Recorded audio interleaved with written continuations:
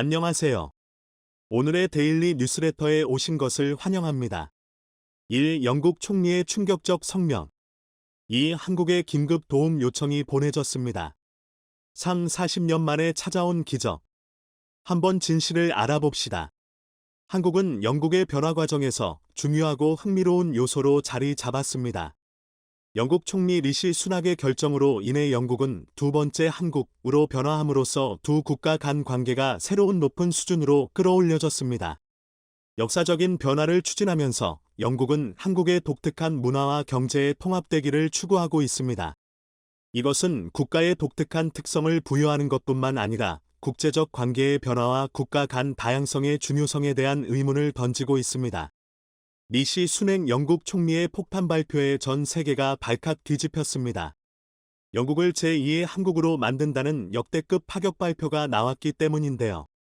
이를 위해 한국 관련 말도 안 되는 정책들을 강행시키면서 영국의 지각 변동이 일어났습니다. 영국 현지 언론들은 영국이 한국으로 변하기 시작했다. 곧 유럽의 제2의 한국이 세워진다. 그것도 유럽에서 가장 비싼 땅에 나며 난리가 났습니다. 도대체 영국 총리가 무엇을 했길래 이렇게 난리가 난 것인지, 영국이 제2의 한국으로 대변신하기 위해 내놓은 파격적인 결정들은 무엇인지, 1980년 5월 12일 잉글랜드 사우샘프턴에서 태어난 리시 순낙. 펀자브 브라만의 후예로 부모님 모두 인도계 영국인입니다.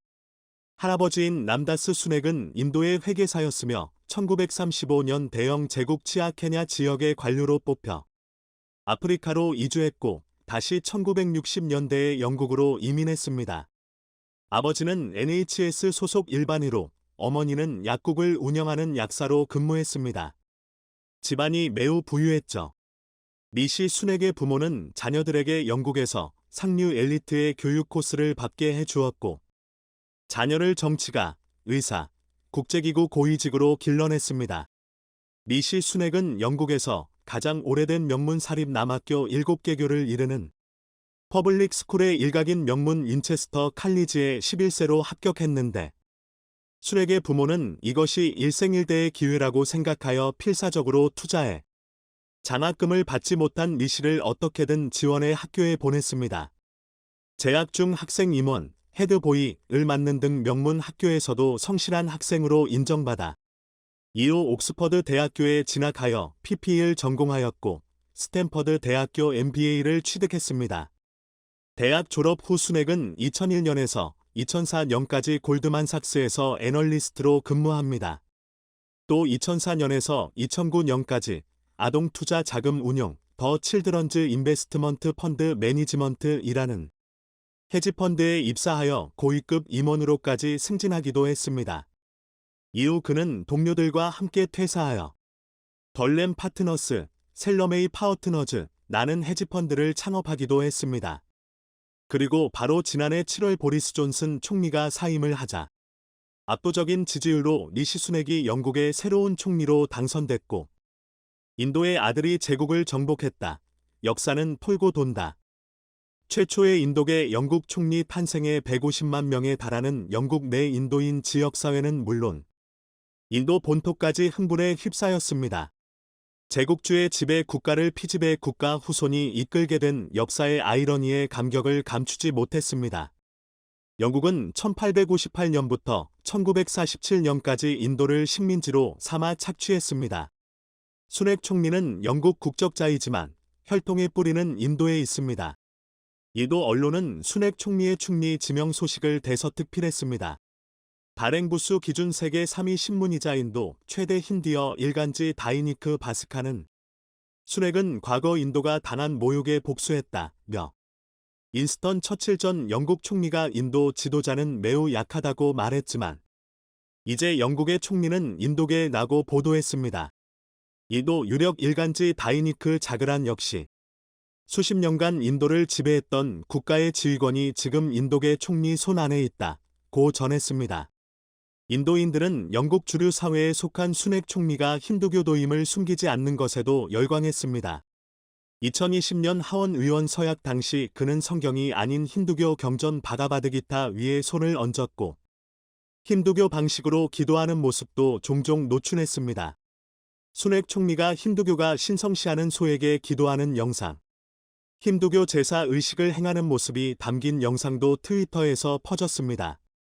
인도 여당 인도국민당 BJP 프리티 간디 의원은 미국 워싱턴 포스트 인터뷰에서 문화와 뿌리를 존중하고 인정한 자랑스러운 힌두교도의 부상을 크게 반긴다고 말했습니다.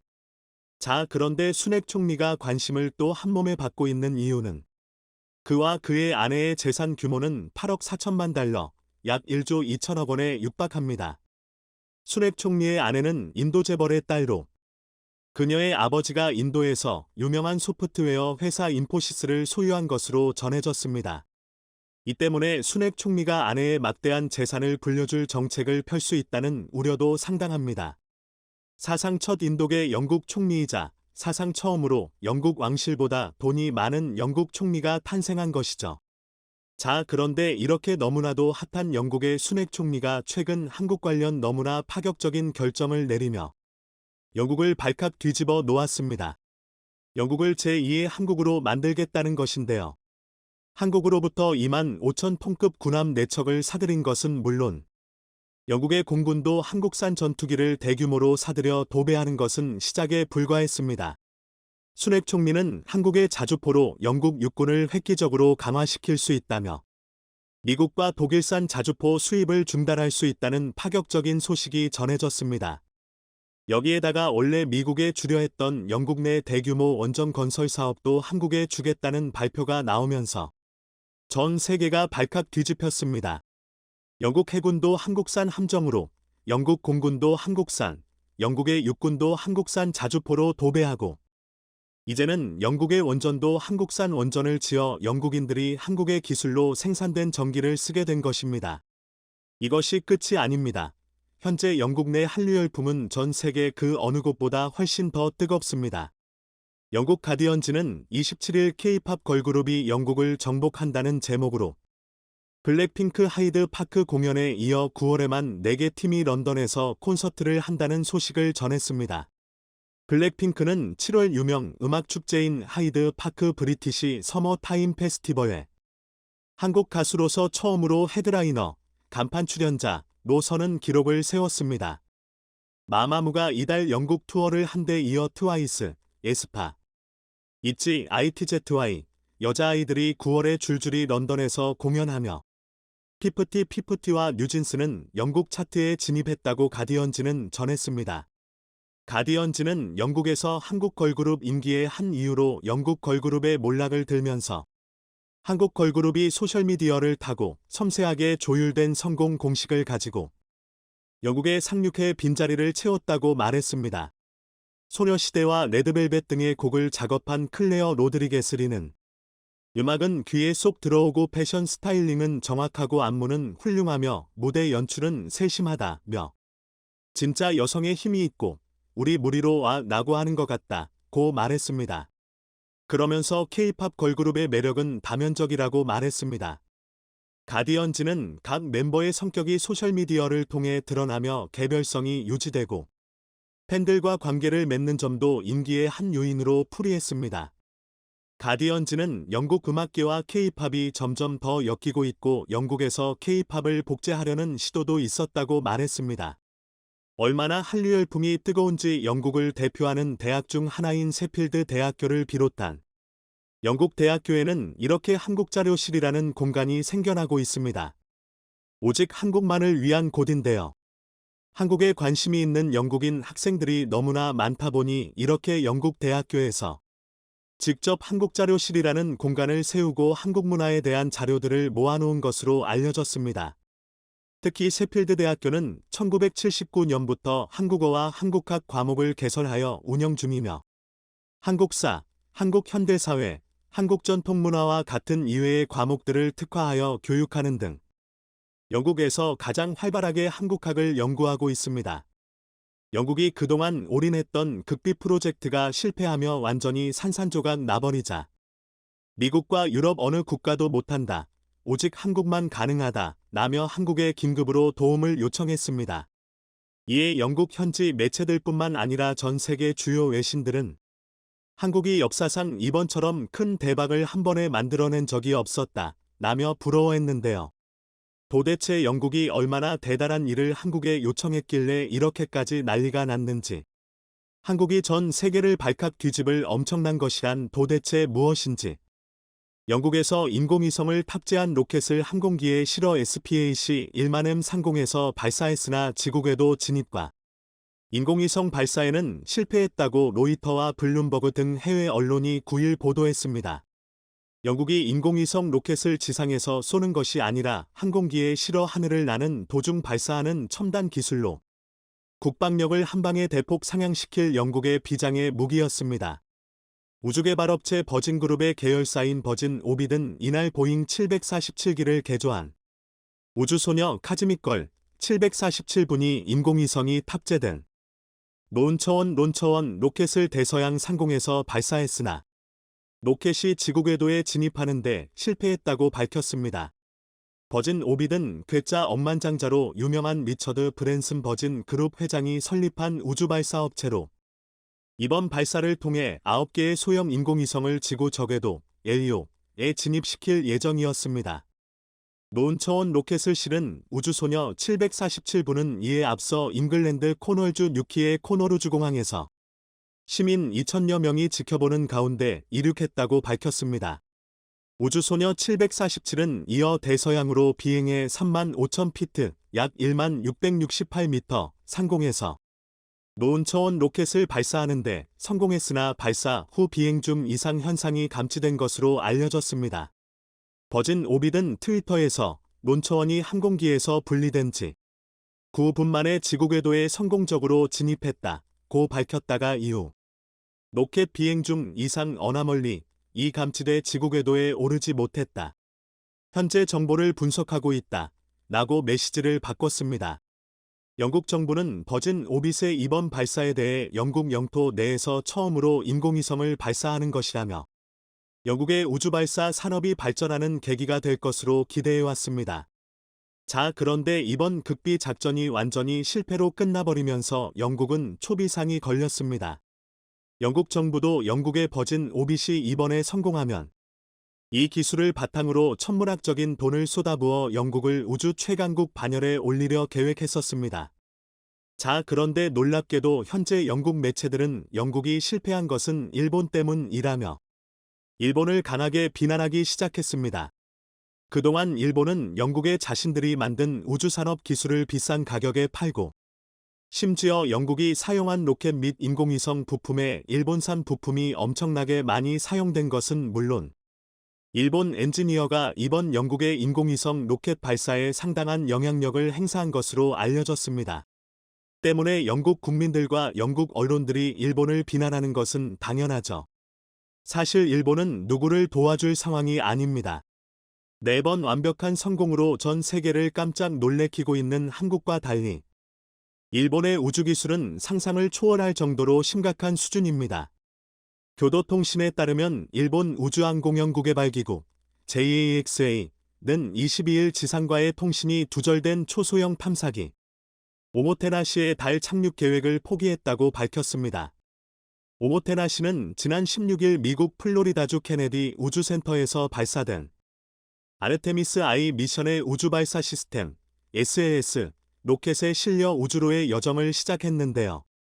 탐사기의 한쪽 면에 있는 태양전지가 태양의 반대쪽을 향하고 있어 제대로 기능하지 않았고 이로 인해 지상과 교신을 통한 궤도 수정이 어려워졌습니다. JAXA는 당초 계획을 바꿔 시속 180km가 넘는 속도로 오모테나시를 달에 낙하시키려 했으나 시기를 놓쳐 포기했습니다. 한국인에게는 있을 수 없는 어처구니없는 실수를 범한 것이죠. 이뿐만이 아닙니다. 최근 일본 우주항공연구개발기구 JAXA가 12일 소형 고체 연료 로켓 입실론 6호기 발사에 실패했습니다. JAXA는 이날 오전 9시 50분께 가고시마현 기모스키 간부 소재 우치노우라 네치포 우주공간관측소에서 입실론 6호기를 쏘아 올렸으나 상승 중 문제가 발생해 실패했다고 현지 공영방송 NHK와 교도통신이 보도했습니다. JAXA는 발사 직후 로켓이 안전한 비행을 할 수 없다고 판단해 오전 9시 57분께 기체를 파괴하라는 신호를 보냈습니다. JAXA는 이날 오후 기자회견을 열어 목표 자세에서 벗어나 지구를 도는 궤도에 이성을 진입시킬 수 없다고 판단해 파괴를 지시했다. 라고 설명했습니다. 마토가와 야스노리, 적천태선, JAXA 명예교수는 고체 연료 로켓은 기술적으로 어려운 점은 없다. 라며 부품 결합이나 품질 관리에 문제가 있을 수 있다. 라고 설명했는데요. 하지만 일본 언론은 자국의 기간 로켓 중 하나인 입실론 발사 실패로 상업위성 수주를 추진하는 일본 정부의 아문이 드리워졌다고 평가했습니다. 교도통신은 일본 로켓은 다른 나라 로켓보다 발사 비용이 많이 들지만 실패하지 않는다라는 안정감이 특징이었다. 라며 로켓 발사 실패로 큰 타격을 받게 됐다. 라고 분석했습니다. 일본의 이번 실패를 지켜본 영국뿐만 아니라 수많은 주요국이 일본과의 계약을 취소해버린 뒤 한국으로 몰려오기 시작했습니다. 놀랍게도 일본이 실패한 입실론 6호기, 한국은 최근 한국판 입실론을 발사하는 데 성공했습니다. 그것도 아주 완벽하게 말이죠. 국방부는 30일 국내 기술로 개발한 고체 추진 우주발사체 시험 비행에 성공했다고 밝혔습니다. 지난 3월 성능 검증을 위한 첫 시험 발사에 성공했다고 밝힌 지 9개월 만입니다. 발사체 시험이 예고 없이 이뤄지면서 전국 각지에서 발사체 궤적을 목격한 시민들의 제보가 이어졌습니다. 심지어 일본과 중국에서도 해당 로켓 발사 장면이 뚜렷하게 관측되며 신고가 쏟아졌는데요.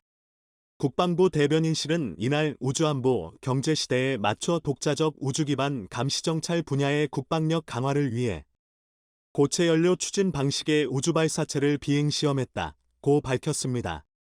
국방부는 이어 이번 비행시험은 지난 3월 30일 비행시험의 후속 시험으로 향후 몇 년간 개발 과정을 거쳐 성과를 내도록 하겠다며 우리 군은 우주를 포함한 국방력 강화에 계속 매진하겠다고 했습니다. 이날 발사체는 목표로 했던 고도 450km에 도달한 것으로 알려졌습니다.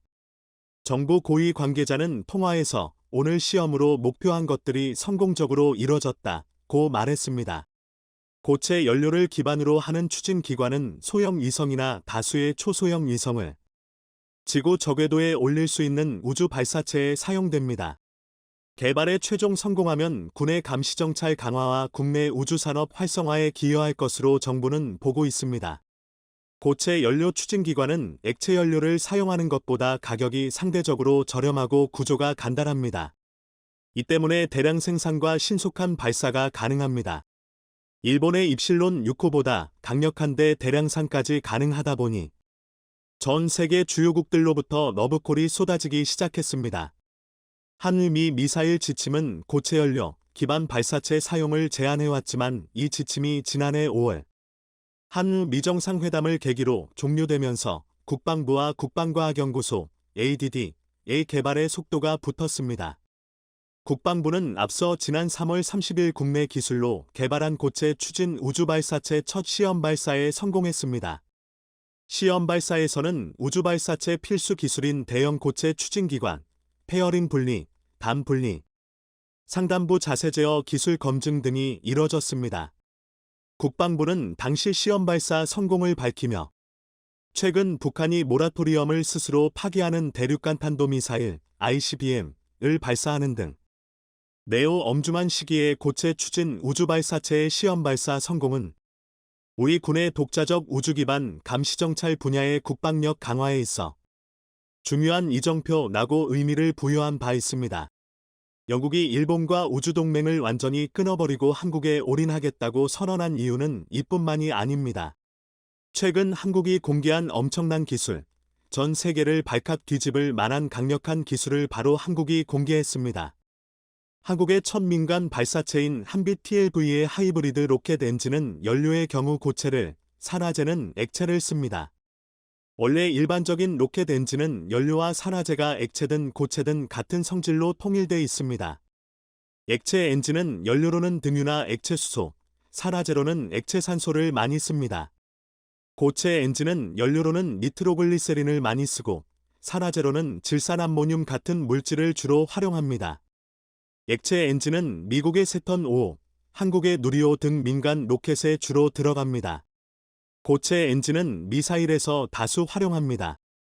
액체 엔진은 연료 효율이 좋습니다. 정화 후 가스레인지처럼 추력을 조절할 수 있습니다. 반면 개발과 제작비가 높습니다. 고체 엔진은 반대입니다. 연료 효율이 좋지 않죠. 성냥불처럼 한번 켜면 추력 조절이 불가능합니다. 하지만 기계적인 구조가 간단해 싸게 만들 수 있습니다. 자, 그런데 이번에 한국이 개발한 하이브리드 로켓 엔진은 연료로는 고체인 파라핀, 산화제로는 액체 산소를 썼습니다. 파라핀은 불을 밝힐 때 쓰는 양초 성분인데 연소 속도는 빠르고 폭발 위험성은 낮습니다. 이를 개발한 한국의 업체는 하이브리드 로켓 엔진은 고체와 액체 엔진의 장점을 결합한 것이라며 기계적인 구조는 단순하면서도 추력 조절이 가능하도록 만들었다고 설명했습니다. 한마디로 고체 연료와 액체 연료가 가진 장점만 살려 만든 신개념 초강력 로켓이 탄생한 것입니다. 액체 엔진과 고체 엔진의 발사 비용은 꽤 차이가 있습니다. 액체 엔진과 고체 엔진을 각기 탑재한 유럽의 발사체인 아리안 5호와 베가는 한 번 발사에 각각 2천억 원과 400억 원이 듭니다. 액체 엔진이 5배 비쌉니다. 하이브리드 로켓 엔진은 액체 엔진과 대등한 성능을 발휘하면서도 간단한 구조 때문에 고체 엔진에 가까운 개발 관리 비용만 쓰면 되는 획기적인 가성비를 구현한 것으로 주요 외신들은 한국이 우주 역사에 한 획을 그었다 라고 극찬했습니다. 이것이 끝이 아닙니다.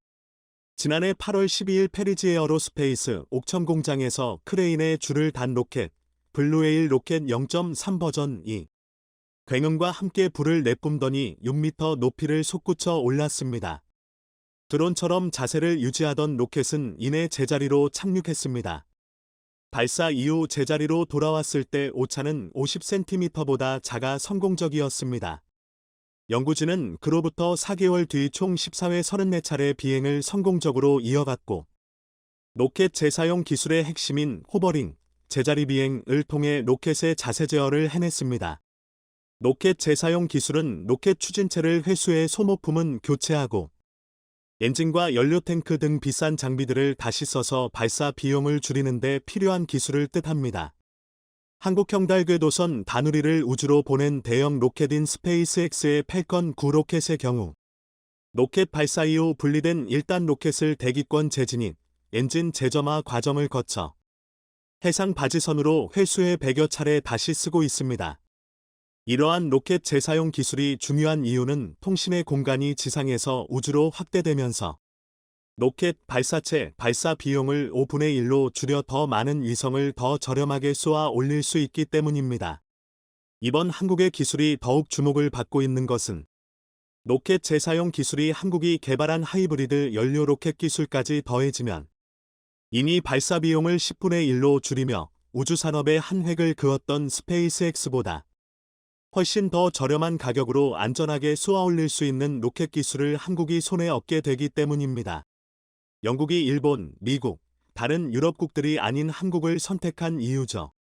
현대차는 도요타를 절대로 따라잡지 못할 것이라 자신했던 일본인들이 최근 나타난 놀라운 상황에 대충격을 받고 있어 화제입니다. 12년 만에 일본에 다시 진출한 현대차에서 놀라운 결과가 나타났고 특히 영국과 인도네시아에서 상상도 못했던 일들이 벌어지면서 도요타는 끝장났다는 분석까지 나오고 있는 상황입니다. 최근 도요타는 영국에서 광고를 금지당하는 수모를 겪은 바 있습니다. 도요타의 스포츠카 브랜드 GR 차량 3대가 줄지어 주행하는 이미지가 실렸는데 헤드라인 문구 중 데트 GR 필링 등이 문제가 됐던 것입니다. GR은 모터스포츠 개조, 레이싱의 약어에서 착안한 문구입니다. 그런데 영국 측은 GR의 엔진의 으르렁 소리를 연상시킨다며 과속을 유발할 수 있음을 지적했고 해당 광고는 신문뿐 아니라 모든 매체의 게재가 중단된 상태입니다.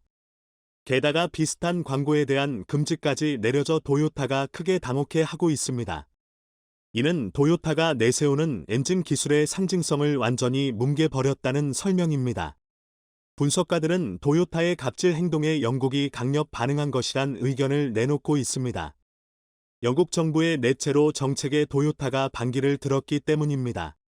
영국 정부는 2030년부터 휘발유와 디젤 차량 판매를 금지하고 2035년부터는 하이브리드차 판매를 금지한다는 발표를 한 바 있습니다. 이를 지키지 않을 경우 막대한 벌금 부과를 예고한 것입니다. 이에 도요타는 강력 반발했고 영국 내 제조를 중단하겠다는 위협을 했습니다. 도요타는 과거 27억 5천만 파운드를 들여 영국에서 네 번째로 큰 자동차 공장을 지었고 현지에서 3,000명의 직원을 고용하고 있는 상태였습니다. 그런데 일순간에 3,000명을 해고하겠다며 영국을 압박한 것입니다. 도요타는 영국에서 연간 13만 대의 차량을 생산해 주변국 등으로 수출해 왔습니다. 영국으로서도 도요타의 압박은 무시할 수 없는 내용이었죠. 하지만 영국 정부는 도요타 광고까지 급지하며 강력 대응을 예고한 상태입니다. 이런 상황에 이미지가 크게 높아지고 있는 기업은 바로 현대차 그룹입니다. 일찌감치 전기차를 내놓으며 영국 내 정책을 따라가는 모습을 보였기 때문입니다. 최근에는 영국 시장 진출 이후 처음으로 두 자릿수 점유율을 기록하기도 했습니다. 1982년 영국에 포니를 첫 수출한 이후 40년 만에 두 자릿수 점유율이 된 것입니다.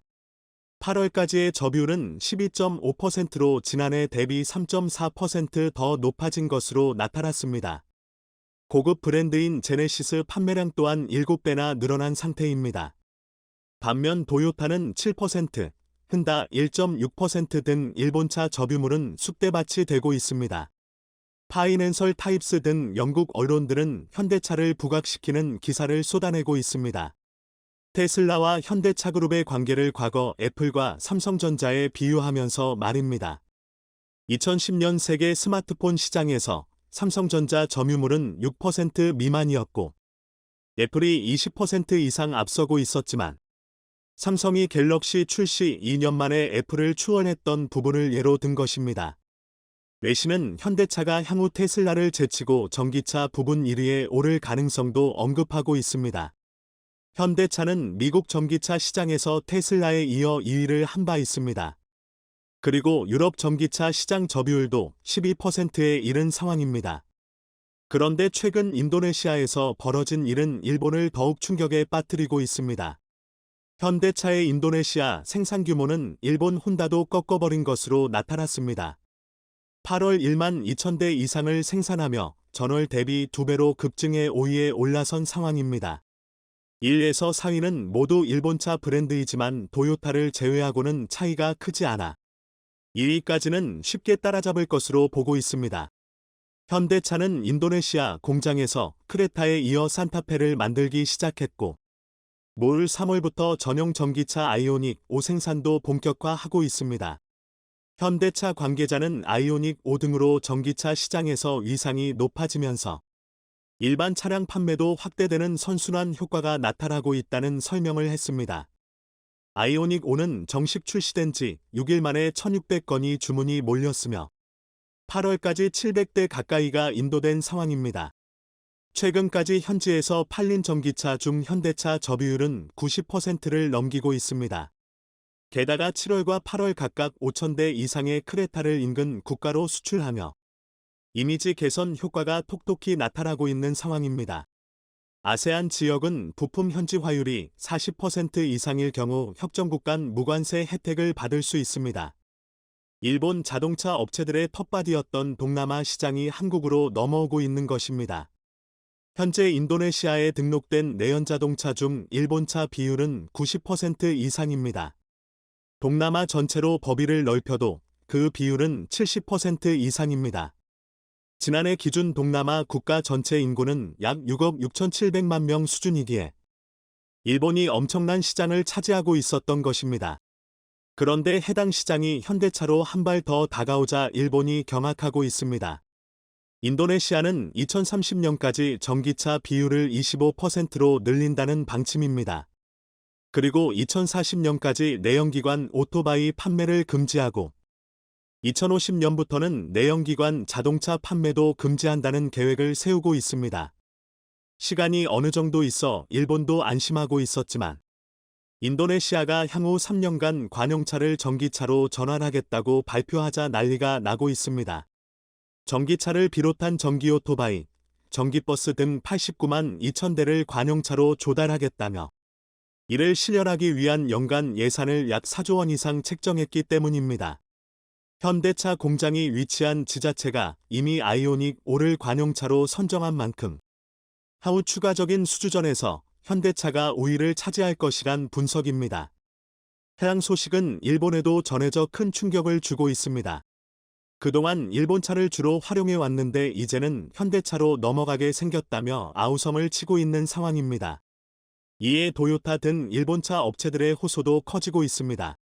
도요타는 인도네시아 정부가 전기차 투자에 대한 우리의 진지함을 알아주길 바란다는 성명과 함께 2027년까지 18억 달러, 2조 5천억 원 규모의 투자를 진행하겠다는 발표를 했습니다. 미쓰비시 또한 2025년까지 6억 7천만 달러 상당을 투입하겠다는 계획입니다. 하지만 상황은 현대차에게 훨씬 유리하게 돌아가고 있습니다. 인도네시아가 내년부터 전기차의 보조금 지급을 결정해 현대차가 최대 수혜 기업으로 떠오르고 있기 때문입니다. 심각한 대기 오염 문제를 해결하기 위해 보조금 지급을 앞당겼다는 설명입니다. 대기질 분석업체인 IQ에어에 따르면 전 세계 117개국 중 인도네시아는 17번째로 오염률이 높은 것으로 확인되고 있습니다. 수도 자카르타의 경우 초미세먼지 농도는 후검구 기준보다 8배나 높은 상태입니다. 이런 상황에 적극적으로 보조금을 쏟아부어 게임체인저 역할을 기대하고 있는 것입니다. 이에 따라 2025년까지 250만 대의 전기차를 보급하겠다는 계획입니다.